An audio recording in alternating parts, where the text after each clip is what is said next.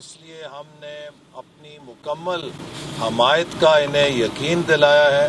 مل کر انشاءاللہ تعالی اگلی پارلیمنٹ سے آئینی ترمیم منظور کروائیں گے جس سے لوکل گورنمنٹس کو آئینی تحفظ حاصل ہوگا تاکہ صوبائی حکومتوں کے رحم و کرم پر لوکل گورنمنٹس کی بقا نہ ہو. لوکل گورنمنٹس بھی اسی طرح آئین کے تحت اپنے وجود کو برقرار رکھیں جیسے قومی اور صوبائی اسمبلیوں کو آئینی تحفظ حاصل ہے.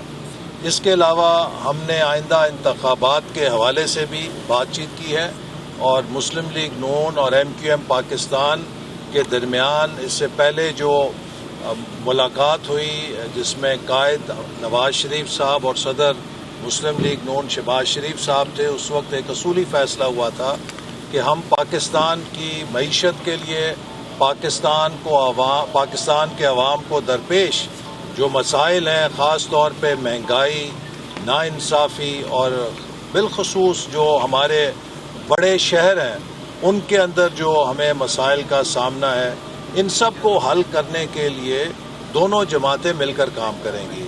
تو آج ہم نے اس حوالے سے بھی بات چیت کی ہے کہ اگلے انتخابات میں مسلم لیگ نون اور ایم کیو ایم ایک دوسرے سے تعاون کریں گے اور ہم انشاءاللہ تعالی صوبہ سندھ سے ایک دوسرے سے تعاون کر کے زیادہ سے زیادہ نشستیں حاصل کریں گے انشاءاللہ تعالی. تو اب میں دعوت دیتا ہوں فاروق ستار صاحب کو کہ یہ بھی کچھ خیالات کا اظہار کریں. السلام علیکم. آپ جانتے ہیں کہ ایم کیو ایم پاکستان اور پی ایم ایل این نے یہ انیشیٹو لیا کہ ہم انتخابات سے پہلے ایک قومی اتفاق رائے قائم کریں اور اس کے لیے ایک قومی ایجنڈا وضع کریں.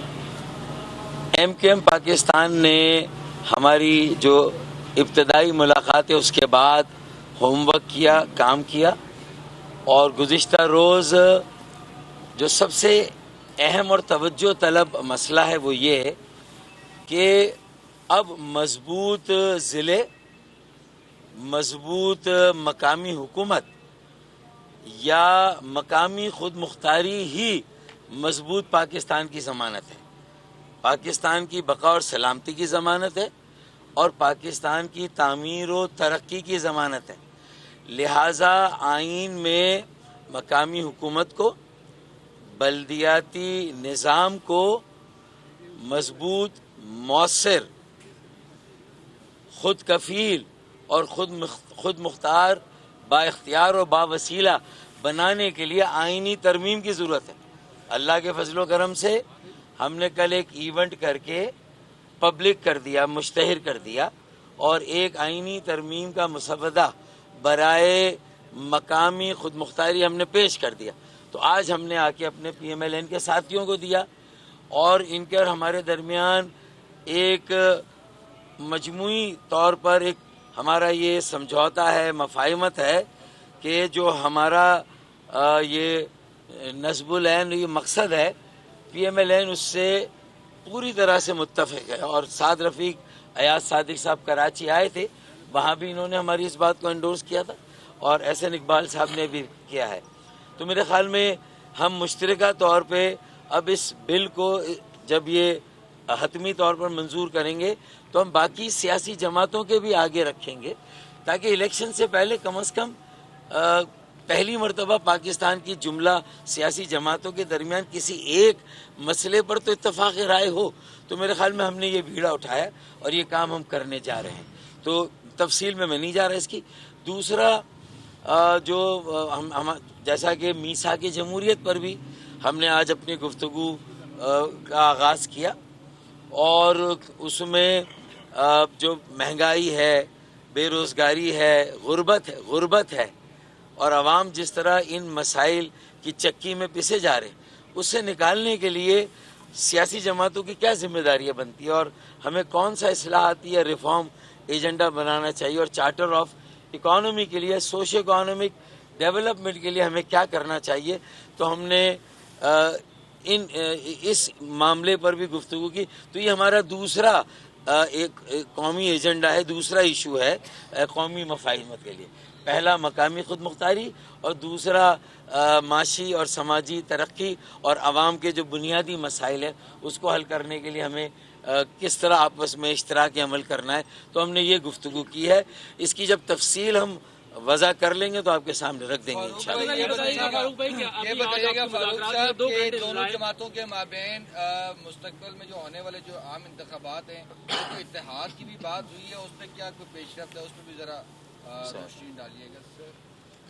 جی اتحاد ہے نا, اتحاد ہے تو یہاں کھڑے, اور اگر اختلاف ہوتا اور اتحاد نہیں ہوتا تو یہاں نہیں ہوتے. اتحاد کن باتوں پہ ہے؟ آج کی میٹنگ میں, اس سے پہلے والی گفتگو میں کہیں پر یہ گفتگو نہیں ہو رہی کہ ہمیں وزارتیں کون سی ملیں گی, ہم نے عہدے کون سے لینے ہیں, ہمارا کوئی بینک سے لون ہے اس کو معاف کرانا ہے. کہیں دور دور تک بھی ان باتوں کا ذکر نہیں ہے.